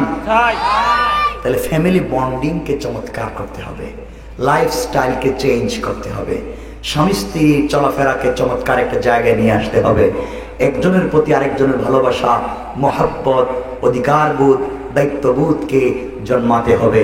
একের প্রতি আরেকজনের সম্মানকে তৈরি করতে হবে। এর অর্থ দাঁড়ালো, আপনি বাসায় গেলে মাঝে মাঝে আপনি আপনার স্ত্রীকে নিজের হাতে মুখে উঠাইয়া মাঝে মাঝে স্ত্রীরে খাওয়াবেন।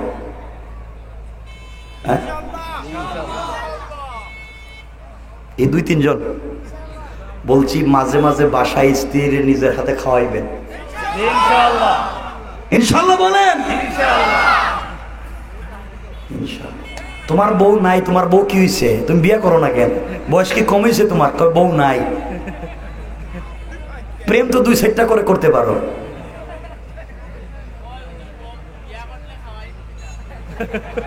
মাটি কাম করবো, খাওয়াই মুখেলা করে, মাটি কাটবো, গেল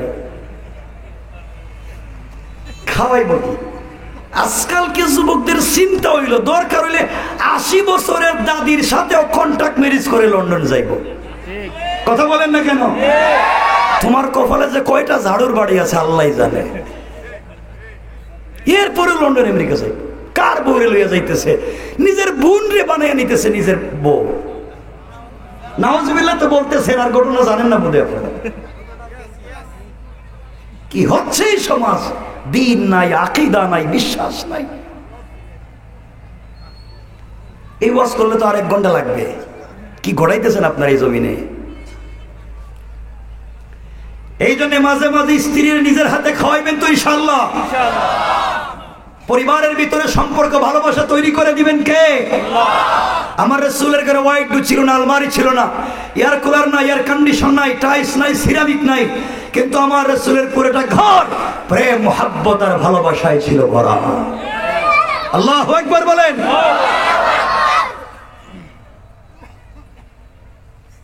আম্মা জান আয়েশা বলেন, আমার মনে পড়ে না আমি রাসূলের ঘরে আসার পরে কোনোদিন আমার হাত দিয়ে খাবার খেয়েছি। আমার মনে হচ্ছে না। পুরো জিন্দেগি রাসূল আমাকে খাইয়েছেন, আর আমি রাসূলকে নিজের হাত দিয়ে খাইয়ে দিয়েছি। সুবহানাল্লাহ বলেন। রাসূল যদি নিজের স্ত্রীকে খাওয়াইতে পারছেন, এত এত দুনিয়ার কাজ করার পরেও আপনারা পারবেন না? বলেন না ইনশাআল্লাহ। পরিবার সুন্দর হবে, বাচ্চার আদর্শবান হবে। আজকালকে তো আমাদের ঘর থেকে শাহজালাল জন্ম নেয় না, আমাদের ঘর থেকে জন্ম নেয় বল্টু মিয়া। জন্ম নিয়েই হে দেখতে হয় মুটু পাটলু, এটা ছাড়া হে খাইতে পারে না, কারণ পেটে থাকতে হচ্ছে এটাই দেখছে। আল্লাহর রাস্তে পরিবারকে সুন্দর করেন। জোয়ান স্ত্রীরে খাওয়াবেন তো মাঝে মাঝে। আমার সন্দেহ হইতেছে, কিন্তু কেমন লাগতেছে জানি না।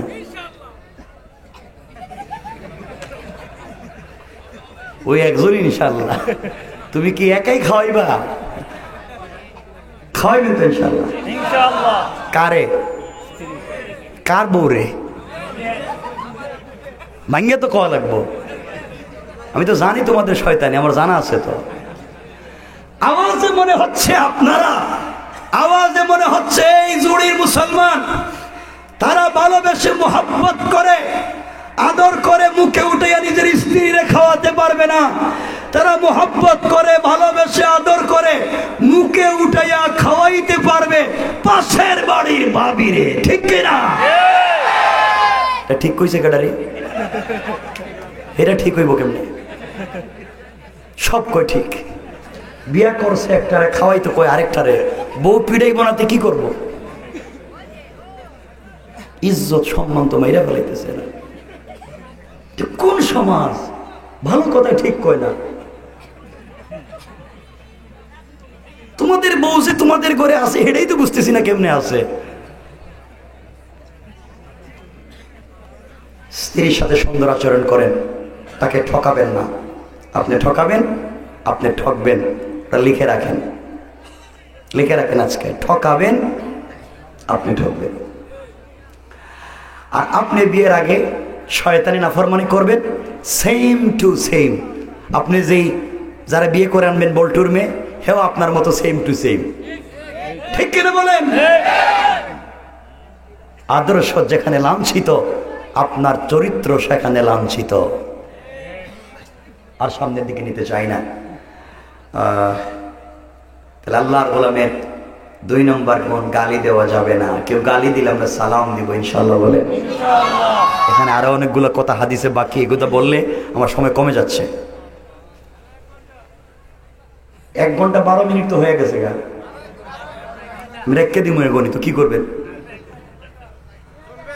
হাদিসের পরের অংশ হলো, মাঝে মাঝে বাসায় গেলে, মাঝে মাঝে বাসায় স্ত্রীর ওই যে হাতের নখ, পায়ের নখ, এগুলাতে মেহেদি লাগাইয়া দিবেন, পার্লারিং করবেন, বিউটিফাই করবেন, এক্সট্রা অর্ডিনারি করবেন, স্ত্রীকে স্মার্ট করবেন, হাতে পায়ে মেহেদি লাগাইয়া দিবেন। হ্যাঁ,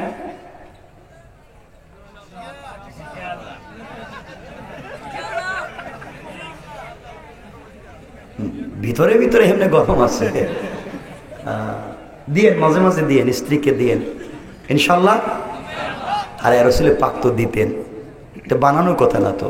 আম্মা জান আয়েশাকে রাসূলে পাক কুলে করে ঘুম পড়াইয়া দিতেন, নিজের হাতে কাপড় পরাইয়া দিতেন। হাদিসের ইবারত হচ্ছে রাসূলে পাক মাঝে মাঝে আম্মা জান আয়েশার চুলকে আছড়াইয়া নিজের হাতে চুলে তেল দিয়া চুলগুলাকে বেনি করে দিতেন। সুবহানাল্লাহ বলেন। রাসূল পারতেন তো আপনি পারবেন না কেন? দিবেন ইনশাআল্লাহ, ইনশাআল্লাহ বলেন। পরিবারকে সুন্দর করে দিবেন কে? আল্লাহ। মাঝে মাঝে স্ত্রীর চুলে, ওই যে চুল আছে না, আসেনি স্ত্রীর চুল, চুলে মাঝে মাঝে কালারিং করে দিবেন। না কইছে কেটে রে, হাত তুলো, না কইছো কে রে? হ্যাঁ, তোমার সাথে কি বড় দুশ্মনী আছে? না কইছো কে রে, এটা কয়া লাগবে তো। কিছু কয় না এখন। স্ত্রীর চুলে বলছি আমি কালারিং করবেন, আপনি না বললেন কেন? এটা না জায়েজ। আরে বাবা, শুধুমাত্র কালো কালার হারাম। আবারও বলছি, কালো কালার হারাম, সব কালার জায়েজ। আমি বলছি না আপনার স্ত্রীর চুলকে 10-20টা কালার করে হাতে পায়ে মেহেদি দিয়া আর 3/4 প্যান্ট আর সেন্ডো গেঞ্জি পরাইয়া রাস্তায় নিয়ে বাইরে হইতে আমি বলছি না। আমি বলছি আপনি আপনার স্ত্রীকে পৃথিবীর বিশ্ব সুন্দরী মেয়ের চাইতে আরো সুন্দর বিউটিফাই করে, পুরা দুনিয়ার মেয়েদের চাইতে আলাদা আকর্ষণীয় করে আপনি আপনার বেডরুমে আপনার চোখের সামনে আপনার স্ত্রীকে উপস্থাপন করবেন। আপনার স্ত্রীকে যদি বিশ্ব সুন্দরী মেয়ের মতো আকর্ষণীয় করে, আবেদনময়ী করে আপনার চোখের সামনে উপস্থাপন করেন, তাহলে রাস্তায় গিয়া অন্যের স্ত্রীর দিকে আর অন্যের মেয়ের দিকে আপনার চোখ যাবে না, ঠিক কিনা বলেন? রাস্তায় গিয়ে অন্যের স্ত্রীর দিকে তাকাও, রাস্তায় গিয়ে আরেকজনের মেয়ের দিকে তাকাও, এর অর্থ হচ্ছে ঘরে নিজের বউরে ভাল লাগে না।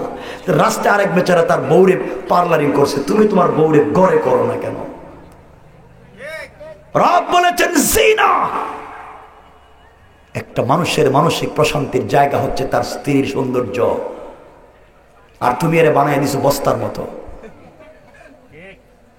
এই জন্যই তো পরিবারে শান্তি নেই।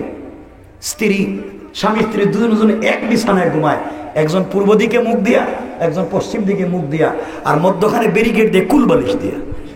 কারোর সাথে কারোর মিল নেই। মনে হয় একজন রাশিয়ায় ঘুমায়, একজন ইউক্রেনে থাকে। কথা বলেন না কেন? এগুলোই তো হচ্ছে। আল্লাহ আমাদেরকে হেফাজত করে। পড়েন আমি। আপনারা কষ্ট পাইলেন আমার কথাবার্তায়? আল্লাহর গোলামের 3 নম্বর গুণ আল্লাহ বললেন, ওয়াল্লাযীনা ইয়াবীতুনা লিরাব্বিহিম সাজ্জাদান ওয়া কিয়ামা। আল্লাহ রাব্বুল ইজ্জত ওয়াল জালাল বলছেন, মুসলমানেরা, এই দুনিয়ার জমিনে যারা আমি আল্লাহর গোলাম দাবি করবে, এই দুনিয়ার জমিনে যারা আশিক রাসূল দাবি করবে, আল্লাহর গোলামের 3 নম্বর গুণ হল সুজদা ওয়া কিয়ামা। বিপদে পড়ে গেলে সেজদা করবে আমার কদমে, রুকু করবে আমার কদমে। সুতরাং আজকালকে যারা আল্লাহর পা ছাড়া পীরের পায়ে সেজদা করে, কবরে কবরে মাজারে মাজারে সেজদা করে, আল্লাহর কসম, আল্লাহর কসম, তারা পূর্ণাঙ্গ আল্লাহর গোলাম হতে পারে না। আল্লাহর গোলামের 3 নম্বর গুণ রুকু সেজদা কার পায়ে? বলেন না কার পায়ে?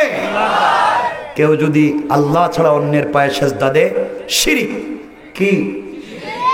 রব বলেছেন, ইন্নাহু মান ইউশরিক বিল্লাহ, যে শিরিক করলো ফাকাদ হারামাল্লাহু আলাইহিল জান্নাহ, তার জন্য জান্নাত হারাম, ওয়া মাওয়াহুন নার, তার অরিজিনাল ঠিকানা জাহান্নাম, ওয়া মা লিজ জালিমিন মিন আনসার, কিয়ামতের দিন তার জন্য কোনো সাহায্যকারী নাই। মনে রাখবেন, এটা তো হলো শিরকে আকবার। পৃথিবীতে সবথেকে বড় গুনাহ কি? আরে শুনেন না, মুআয ইবনে জাবাল রাদিয়াল্লাহু তাআলা বর্ণনা করেন, একদিন মসজিদে নববীতে বসে তারা দাজ্জাল নিয়ে কথা বলতেছেন, দাজ্জালের ফিতনা। রাসূল পাক সাল্লাল্লাহু মসজিদে আসলেন, এসে বলছেন, সাহাবায়ে কেরাম তোমরা কি নিয়ে আলোচনা করছো? সাহাবায়ে কেরাম বলছেন, রাসূলুল্লাহ আমরা দাজ্জালের ফিতনা নিয়ে কথা বলছি। রাসূল বললেন, শোনো, দাজ্জালের ফিতনার চাইতেও বড় ফিতনার কথা বলবো? সাহাবায়ে কেরাম বলছেন, রাসূলুল্লাহ তার চাইতে বড় ফিতনা আছে, আমাদের জানা নাই।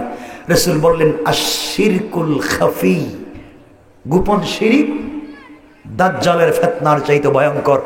দাজ্জালের ফিতনা তো দেখা যাবে, গোপন শিরক বোঝা যাবে না। নামাজ পড়তে পড়তে মুশরিক, ইবাদত করতে করতে মুশরিক হয়ে যাবে, বুঝতেও পারবে না। কেমনে? আপনি আপনার পাশের ঘরের লোককে একদিন বললেন, ভাই তুমি যে একটা কুকুর পালো না, তোমার কুকুরটা রাত্র 3টায় শুধু চিল্লাচিল্লি করে। তো মালিক বলতেছে, আপনি জানলেন কেমনে যে আমার কুকুর রাত্রে 3টায় চিল্লাচিল্লি করে? আপনি জানলেন কেমনে? আমি তো রাত্রে 3টায় তাহাজ্জুদ পড়তে উঠলাম, তো তখন দেখলাম যে তোমার কুকুর চিল্লাচিল্লি করে। এই যে আপনি আল্লাহর ইবাদত ছিল গোপনে, আপনি কুকুরের নাম দিয়ে যে পরিষ্কার করলেন, এটাই হচ্ছে গোপন শিরক। এর মাধ্যমে ইবাদত ধ্বংস হয়েছে, আপনিও সাথে সাথে ধ্বংস হয়েছে। কথা বুঝলেন? সকালবেলা আপনি যাবেন কুলৌড়া মৌলভীবাজার যাবেন, ঘুরতে বাইরে দেখলেন এক মহিলা হাতের মধ্যে একটা খালি কলস নিয়ে বাইরেছে। আপনি বলেন, আমার পুরো জিন্দগিটা নষ্ট করে দিছে, আজকে সারা দিন শেষ। এইটার নাম শিরক। কারণ আল্লাহর কাছে অশুভ লক্ষণ বলতে কোনো জিনিস নাই। কথা বুঝতে পেরেছেন? এরপরে আপনি বলেন, অমুক তারিখে আমার মেয়ের বিয়ে দেওয়ার কথা ছিল, কিন্তু তারিখটা শুভ মনে হচ্ছে না, এই জন্য দিলাম না। মনে রাখবেন, আল্লাহর ডায়েরিতে 30 দিনে মাস, এর একটা দিনও অশুভ নয়, সবগুলা দিনই হচ্ছে শুভ। আল্লাহু আকবার বলেন। এগুলা যারা মনে করে এরা শিরক করে। আপনি দোকানদারি করেন বাজারে, সকালবেলা এক বেচারা গিয়ে বলছে, ভাই আমার 2টা ডিম দেও, আমার একজন মেহমান আসছে। ডিম নিয়ে পকেটে হাত দিয়ে দেখে পয়সা নেই। আপনি বললেন, ভাই আমার তো পয়সা নাই, আমি আইনে দিতেছি। আপনি বলেন, আমার পুরো দিন নষ্ট করে দিয়েছেন, দোকানের প্রথম কাস্টমার বাকি, মানে পুরো দিন বরবাদ। আপনি মারাত্মক শিরক করলেন, কারণ এটা ইসলামে হারাম।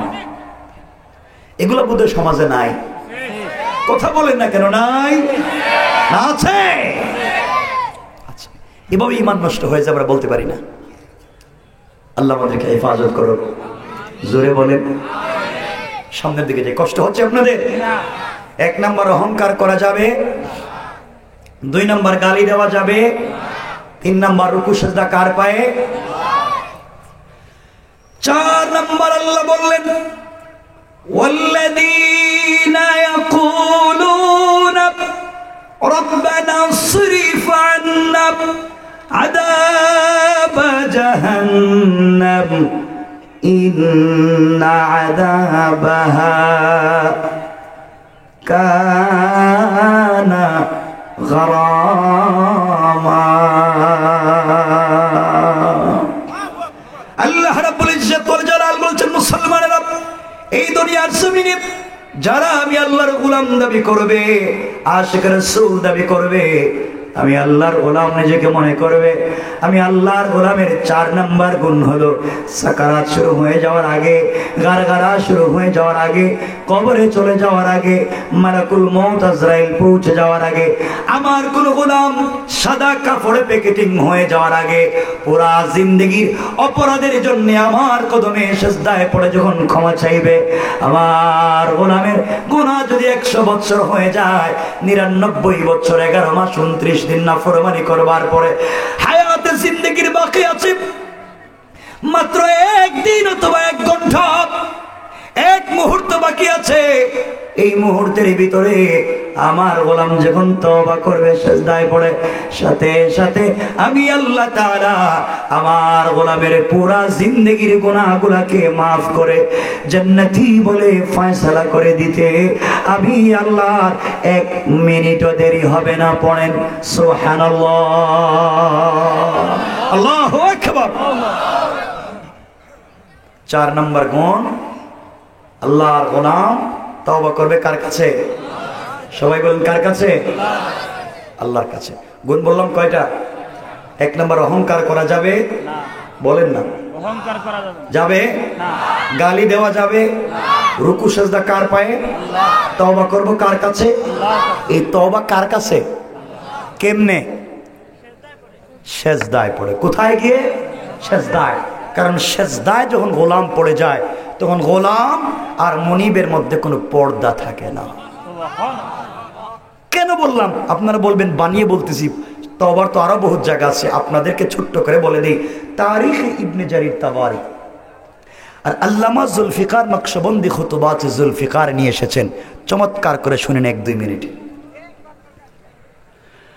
আমার মুসলমান বন্ধুগণ গভীর মনোযোগ। আল্লাহ রাব্বুল ইজ্জত ওয়াল জালাল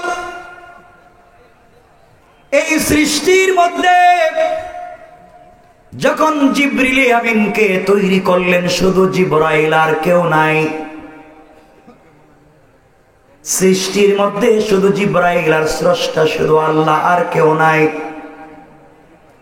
এমন সময়ে জিবরিল আমিন আল্লাহকে ডাক দিয়ে বলছেন, আল্লাহ তাআলা এই পৃথিবীতে আপনি স্রষ্টা, আমি সৃষ্টি ছাড়া কিছুই নাই।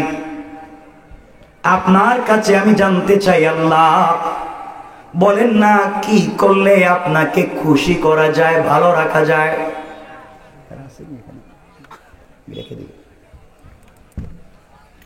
কষ্ট হচ্ছে আপনাদের? কথাগুলো মনোযোগ দিয়ে শুনেন। লম্বা হচ্ছে, আমিও দেখতেছি, বাকি আমিও লম্বা করবো না, আমাকে যেতে হবে এক জায়গায়। আমার মুসলমান বন্ধুগণ কথাগুলো দিল দিয়া শোনেন।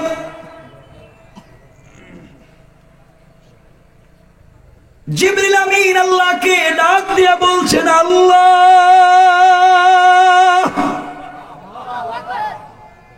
এই পৃথিবীতে সৃষ্টি শুধু আমি আর স্রষ্টা আপনি, চাই না কোনদিন আপনাকে আমি হারাইয়া ফেলি।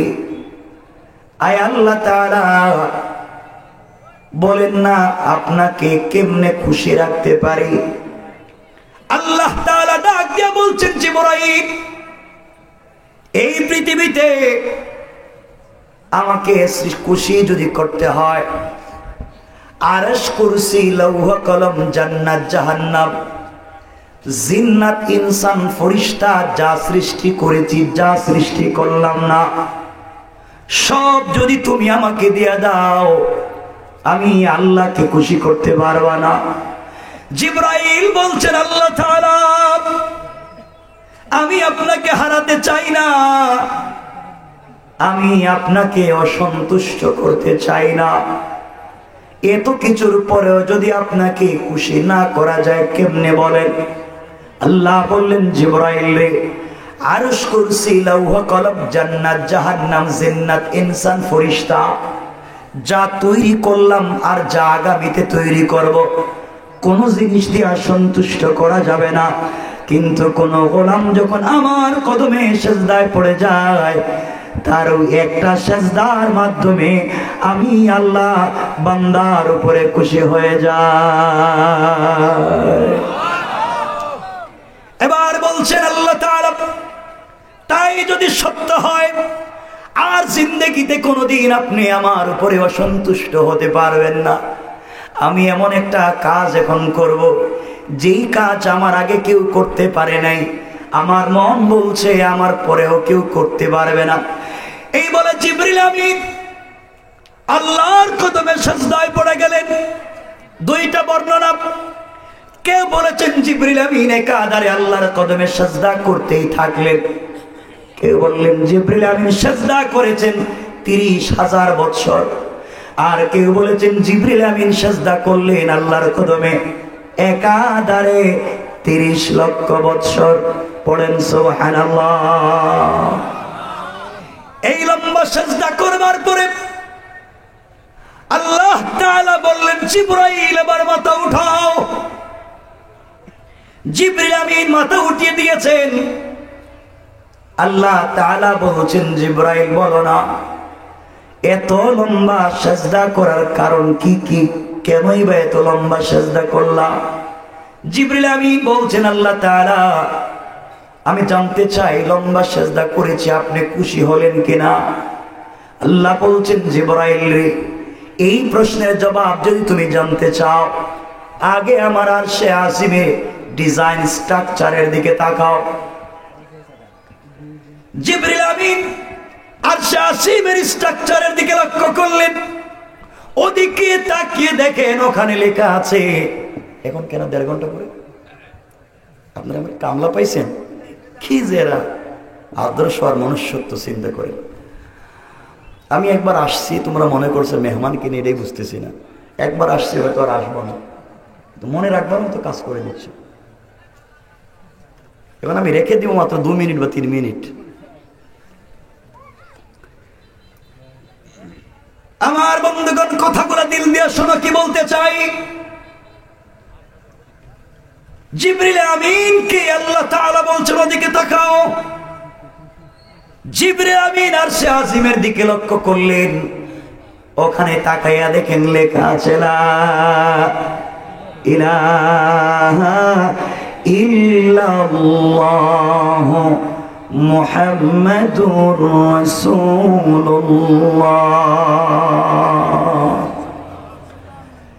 জিবরিল আমিন বলছেন আল্লাহ তাআলা আমি আপনার কাছে জানতে চাইছি, আপনার কদমে সিজদা করেছি, আপনি সন্তুষ্ট কিনা আমি জানতে চাইলাম। আর কি না আপনি আমাকে কালিমা দেখাইয়া দিলেন, বলেন না এই কালিমার সঙ্গে আমার সিজদার সম্পর্ক কি? আল্লাহ বললেন জিবরাইল সম্পর্ক আছে, এই কালিমার ভিতরে তোমার প্রশ্নের জবাব রয়েছে।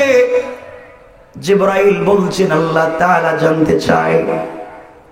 আল্লাহ তাআলা বলছেন জিবরাইল শোনো, এই যে কালেমা সরকারে কায়নাত হাবিবুল্লাহ দু জাহানের সরদার কলিজার টুকরা রাসূল পাক সাল্লাল্লাহু আলাইহি ওয়াসাল্লামকে আমি আল্লাহ এই কালেমা গিফট করতে চাই, উপহার উপঢৌকন দিতে চাই।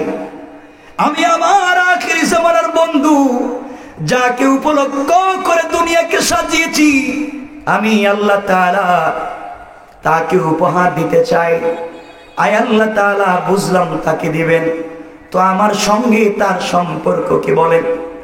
আল্লাহ রাব্বুল ইজ্জতুল জালাল বলছেন জিবরাইল আখিরি জামানার পয়গম্বরের উম্মতেরা আর আমার আখিরি জামানার গোলামেরা প্রতিদিন কমপক্ষে 5 ওয়াক্ত সালাত ফরজ পড়বে। কত ওয়াক্ত? সবাই বলেন। কমপক্ষে 5 ওয়াক্ত সালাত ফরজ পড়বে। 5 ওয়াক্ত সালাতে কমপক্ষে 17 রাকাত নামাজ ফরজ পড়বে। কত রাকাত? ফজরের নামাজ 2 রাকাত, যোহরের নামাজ 4 রাকাত, কত হলো? আসরের নামাজ 4 রাকাত, কত হলো? মাগরিবের নামাজ 3 রাকাত, কত হলো? ইশার নামাজ 4 রাকাত, কত হলো? এই 17 রাকাত সালাত ফরজ পড়বে। প্রত্যেক রাকাতে কমপক্ষে 2টা করে সাজদা দিবে।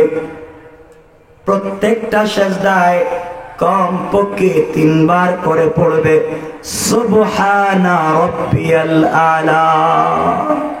ও জিবরাইল, আমার আখিরি জামানার গোলামেরা সাজদায় গিয়ে যখন পড়বে একবার সুবহানা রাব্বিয়াল আলা, তার ওই একবারের সুবহান রাব্বিয়াল আলার মর্যাদা তুমি 30 লক্ষ বছর আমার কদমে সিজদায় পড়ে যে শান মানার মর্যাদার মালিক হতে পারলা না।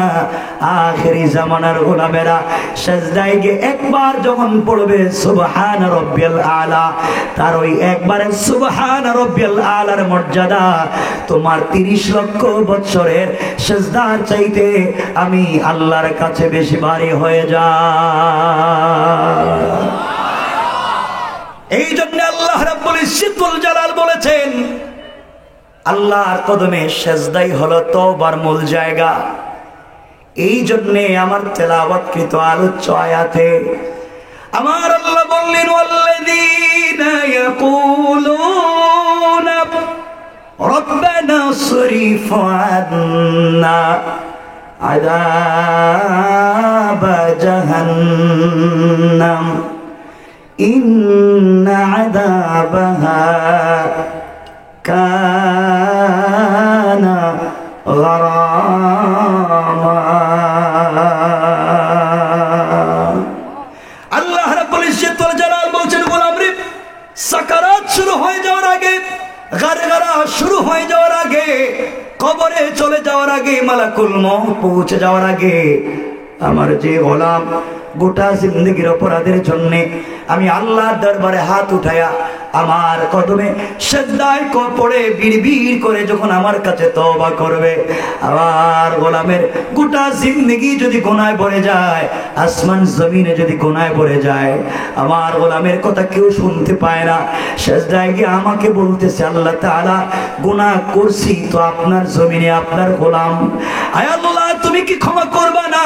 আল্লাহ রাব্বুল ইজ্জতুল জালাল বলছে, আমার হাত দিয়া যে গোলামকে তৈরি করেছি, আমার দেওয়া কপাল আমার কুদরতের পায়ে লাগায়া, আমার দেওয়া জবান দিয়া, আমাকে ডাক দেয়া, আমার দেওয়া চোখ থেকে পানি ছেড়ে বান্দা যখন তওবা করবে, সাথে সাথে আমি আল্লাহ তাআলা বান্দার পুরা জিন্দেগি অপরাধগুলোকে ক্ষমা করে দেই। পড়েন সুবহানাল্লাহ।